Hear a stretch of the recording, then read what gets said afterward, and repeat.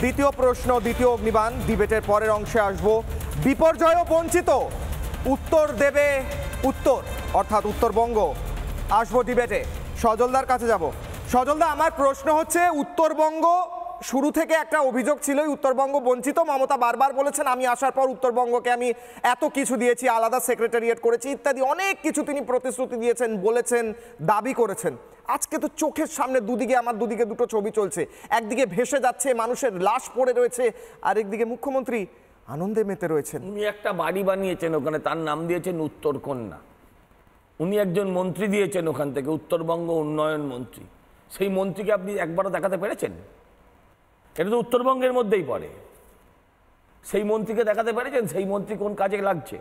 মুখ্যমন্ত্রী ওখানে যাওয়া না যাওয়া নিয়ে কোনো প্রশ্ন নেই, উত্তরবঙ্গকে উনি বঞ্চনা করেছেন, এটা তো ঠিক।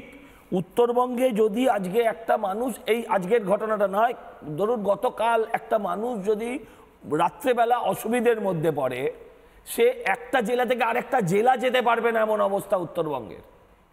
কোনো ট্রান্সপোর্টেশন নেই, কোনো ব্যবস্থা নেই। সেখানে উত্তরবঙ্গের মানুষরা বিক্ষোভ দেখাবে না? তারা বিক্ষুব্ধ হবে না? তারা বিক্ষুব্ধ হবেই। তখন তার মানে এই নয় যে তারা বাংলা ভাঙতে চায়, তারা তাদের বিক্ষোভের কথাটা প্রকাশ করে। তখন তারা কি দাবি করবে? উপায় কি থাকে তাদের?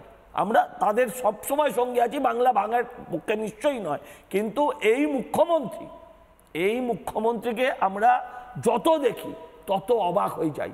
যত দেখি যে একজন সাদা শাড়ি পরা, একজন হাওয়াই চটি পরা মহিলা, যাকে দেখে একদিন হ্যামলিনের বাসিওয়ালার মতন তার পেছনে আমরা লাখে লাখে হেঁটেছিলাম, সেদিন এরা ছিল না।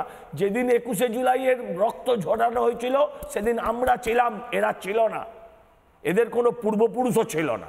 কিন্তু দুর্ভাগ্যের বিষয়, আজকে যত দেখি ততই অবাক হয়ে যাই যে একটা মানুষ পরিবর্তনের ডাক দিয়েছিলেন, কিন্তু সেই পরিবর্তনটা যে শুধু তার নিজের পরিবর্তনের জন্য ডাক দিয়েছিলেন, এটা সেদিন বুঝতে পারিনি। তাকে আজকে এইভাবে অদ্ভুত মানে পশ্চারে তাকে নাচতে দেখি, একটু বাদে দোতারা একতারা বিভিন্ন স্টাইলে বাজাবেন, সেগুলো দেখাবেন। ঢাক বাজিয়েছেন উনি? হ্যাঁ, ঢাক বাজাবেনই তো, ঢাক বাজাবেন।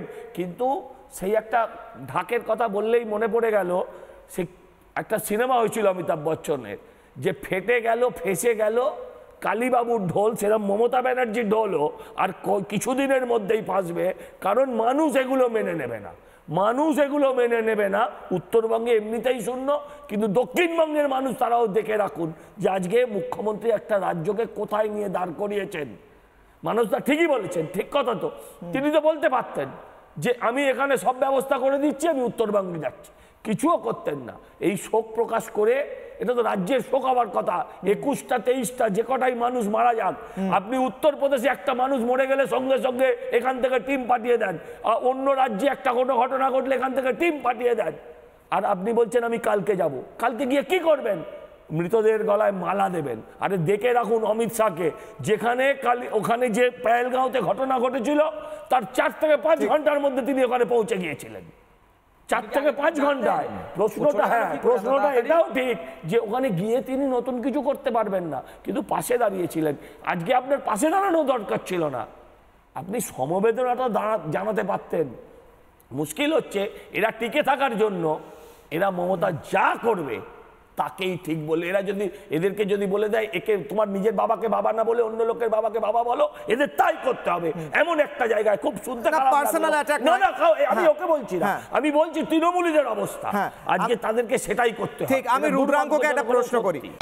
নানা ধরনের কন্টেন্ট দেখার জন্য লাইক করুন, শেয়ার করুন আমাদের ফেসবুক পেজ, সাবস্ক্রাইব করুন আমাদের ইউটিউব চ্যানেল। পাশাপাশি অন্যান্য ব্রেকিং নিউজের জন্য অবশ্যই চোখ রাখুন রিপাবলিক বাংলায়।